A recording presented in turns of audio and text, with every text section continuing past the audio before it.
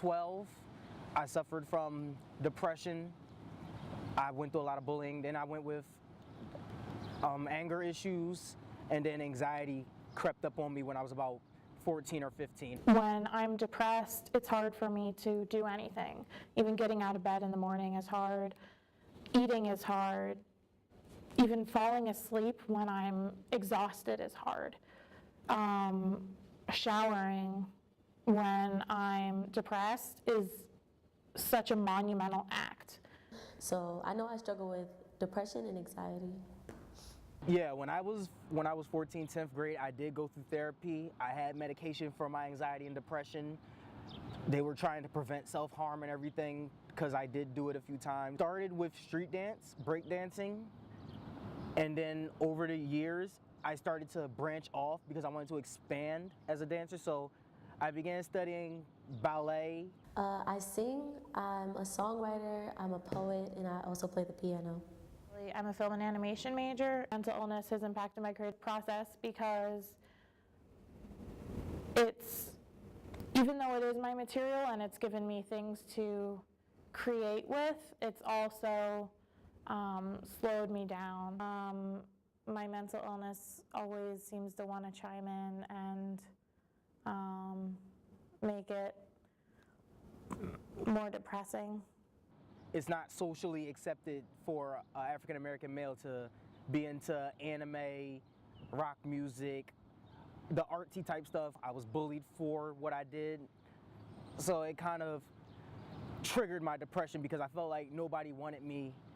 I felt like I just wasn't anything in middle school, and I was too afraid to bring it home and tell anyone. So I kept it to myself, and bottling up my emotions actually killed me from the inside out slowly.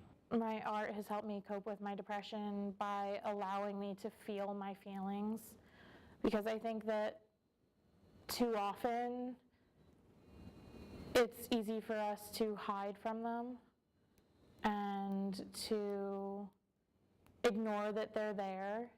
Artwork has allowed me to say this is how I'm feeling and express it in a healthy way instead of taking it out on myself or on others, more often on myself.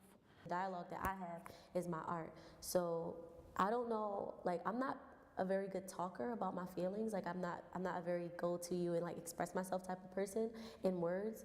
So music is really all that I had. Without the music, I would probably not have any other way to express how I'm feeling inside. Dance is my way of talking to people when I can't verbally put it into words. It might not be easy to come out and call my job and say, I don't want to come in because I'm having depression or like because I'm battling sadness today. But once I write a song and I express myself and I put it on an album or put it on a mixtape and more people do it and other people can connect with it and they start doing it, it makes it easier to say, I have depression, I just need a day to myself. It gave me a slight confidence boost. It made me feel like I actually have something to live for. It made me feel like that I have a future. It actually brought me to meet Damon Holly. He's the founder of Project Positive. It's a Philadelphia dance group. They perform all over. They work with the youth to inspire through hip hop culture. Meeting him and going to his workshop introduced me to a world of new dancers, a plethora of studios. It just gave me a lot of open opportunities. There's a girl that I perform with, her name is Otis, and she's a poet.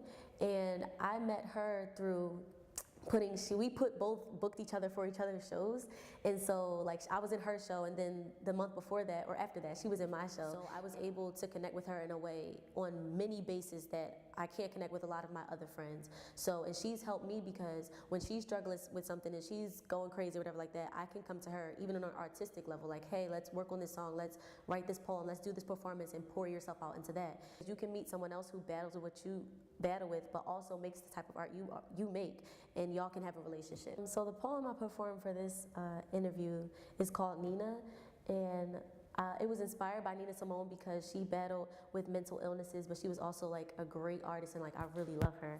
And so I feel like she was looked at as the angry black woman, And I took that idea and like how it made me feel and how I could relate to it, and I kind of twisted it and made it in my own way. My tears are evidence of the deeply rooted strength that I am trying to access in an attempt to save my mental, physical, and emotional tree that has been dying, burning in the sun of your stupid fucking ideas. The girl that's inside of me is very sane. She has her emotions in check. She's strong physically, mentally, and emotionally. So when I say I'm fighting for that girl, it's because like I want that girl to be me. Like the one I'm imagining and one I'm seeing in my vision or inside of myself.